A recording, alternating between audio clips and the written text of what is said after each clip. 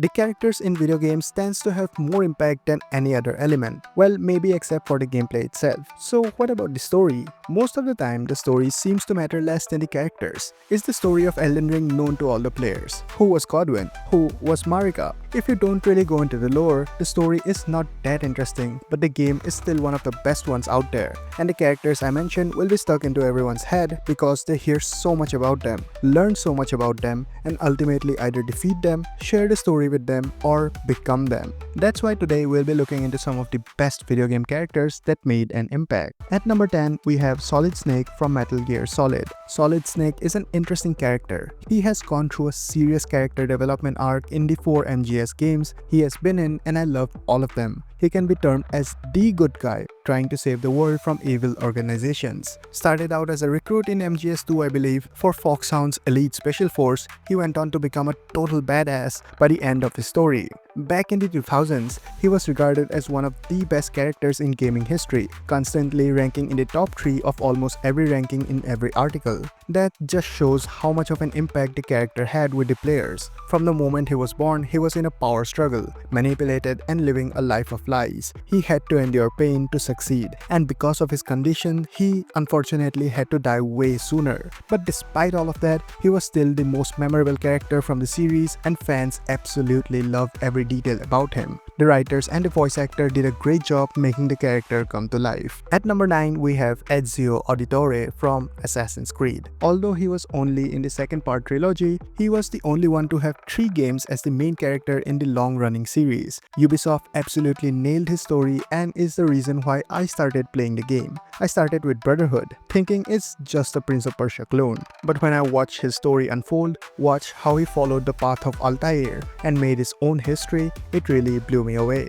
The game also does the character justice because he is not portrayed as a lapdog, running around doing menial and repetitive jobs as in the first game. But this time he actually has some purpose. The story progression and the character development was at peak here, with Ubisoft making an absolute beast of a character with this one. I won't say that the trilogy of the second installment of the series are the best ones. Black Flag for me holds that title. But for a main character or a character in general, Ezio has to be the most impactful one in Ubisoft's history. At number 8, we have Clementine from Walking Dead games. I feel like she is one of the, if not the most well-written character in gaming. Started off as a young helpless girl left in the care of her babysitter, Sandra, while her parents were out of town at the start of a zombie apocalypse. She later becomes this hard-ass character that went through a lot of progress through her journey. Her writing and her progression throughout all of Telltale's Walking Dead games became better and better. People started caring for her, which is really rare for a game character even to this day. Unfortunately, after the closure of the Telltale studio, her story was left unfinished and Kirkman took it upon himself to finish her incredible journey. After acquiring all the assets from the aforementioned studio, he finally made Walking Dead the final season, and we all said goodbye to video game's all-time favorite character, Clementine. If that does not deserve a spot on this list, I don't know what does. At number 7, we have Cloud Strife from Final Fantasy. Cloud Strife is an interesting character. I think the writers were paid really well to make him because his story is complex and has a great origin, something out of the movies some would say. Originally from the 1997 trilogy, Cloud Strife made his appearance in the Final Fantasy VII series and is one of the most popular characters from that title.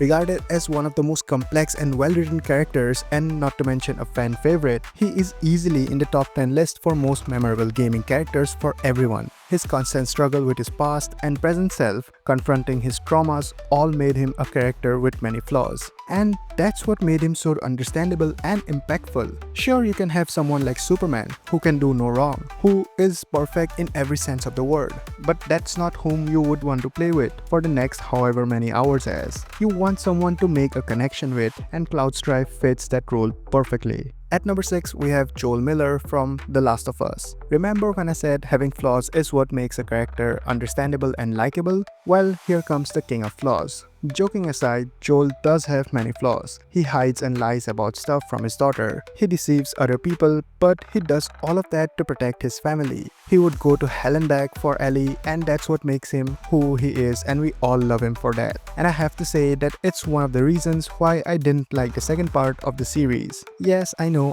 I should just get over it. But this just proves how much of an impact that the character made. Troy Baker also did a fantastic job voicing him. It felt like he really loved the part and was very invested himself in the story. The writers also needs to be praised here because even though the main character of the game is Ellie, I feel like Joel steals all the spotlight. Maybe that's why they did what they did in the second part. Okay, I swear that's the last time I mentioned that in any of my videos. From being a simple father to being a badass hero who would do anything for his adopted daughter, his character development is great and I think he does deserve this spot in this list. Next at number 5 we have Geralt of Rivia from The Witcher. I think he might be the most well-known character from any gaming franchise, mostly because he started out as a character in the novels with the same name, has a 3-game series with him as the protagonist, and a Netflix show as well, even though that harmed the name of Witcher rather than improving it. Geralt of Rivia is overall a well-written character. He's not that complex, known to be magically enhanced, and hunts monsters for a prize. While his name suggests otherwise, he is not from Rivia.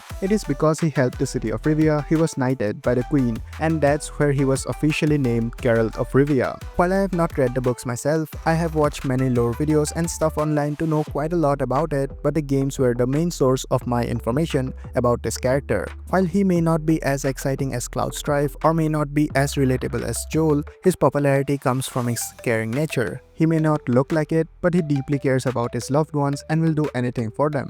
At number 4, we have Master Chief from Halo. We all know Master Chief would be on this list as he is the character that everyone remembers if they are asked to name someone. He is a towering figure trained from childhood in warfare. The devs once said that he can be whatever the player imagined him to be like, and that's why he has very few voice lines and also is behind a mask. Pretty cool, but also we needed a bit more from him to be marked as the most iconic character in gaming history. His 2001 appearance received mixed reviews because he was under-characterized, and so in the later installments the studio made several changes and exposed his human side of things and his relationships. First appearing in 2001 version of Halo Combat Evolved, he has become the mascot of not only the series but Xbox as a whole, appearing in almost all of its advertisements. Fun fact, for much of the development cycle he did not have any name. He was simply referred to as the Future Soldier or Cyborg internally. The team wanted to name him something similar to a real rank in the military. After much deliberation, Master Chief was decided, and that stuck with some hesitations here and there. The top 3 is here, and at number 3 we have the big boy himself, Kratos from God of War. And we are talking about the Kratos from the newer God of War series, where he is a much polished character. His previous character was just an old angry god set to seek revenge and defeat the other gods. Simple one-dimensional character with nothing really interesting to go on about. The gameplay was what carried those games. Now with the other 2 newer titles, he became much more relatable. Not in the sense that we can all beat up angry gods, but he now has feelings and emotions. He cares for his child, he fears for his loved ones, he thinks for once in his life, and that makes him more dangerous as well as more interesting. A small spoiler, after you get the head of Mimir, he recalls some of the feats and talks about the deeds of Kratos from the previous titles, and it's really cool to see the new Kratos reacting to them. The character also has a great voice actor behind him, and he did a really good job bringing the character to life. I cannot imagine how someone else would continue this voice if Christopher Judge steps down. For now, we can rest assured that Kratos is in good hands, and his character continues to grow better and better.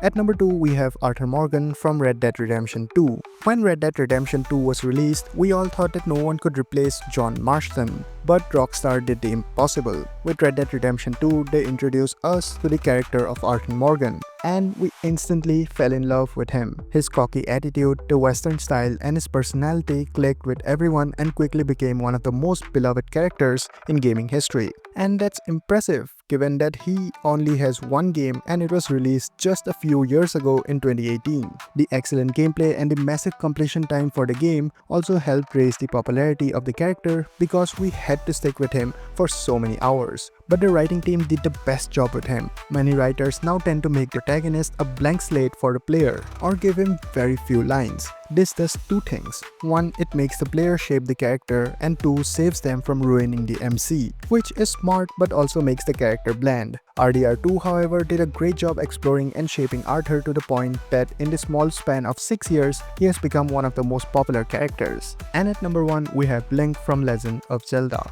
Yeah, we all knew Link would top the charts. I mean, anyone who plays games knows about Zelda and Link, the lover boy who would go through anything or anyone for his princess. Link is one of the most iconic characters out there. The green cap and tunic, wearing hero wielding a sword, moves through Hyrule to obtain the Master Sword and defeat Ganon to save Princess Zelda. According to Guinness World Records, Link is the most critically acclaimed video game playable character and the most ubiquitous action-adventure video game character. He first appeared in the first Zelda game back in 1986 and has more than 20 appearances in the franchise as well as spin-offs and other Nintendo games as well. Back when Link was created, gaming was considered only for children, and so the creator of Link made him such that when a child played the game, he would feel relatable. Link would make them feel that if you try hard enough, you could defeat any evil. And that's why he designed him to be a young boy as well, instead of a husky man with giant muscles. So those were the best characters from gaming history. Some of you might disagree with the list, and that's okay.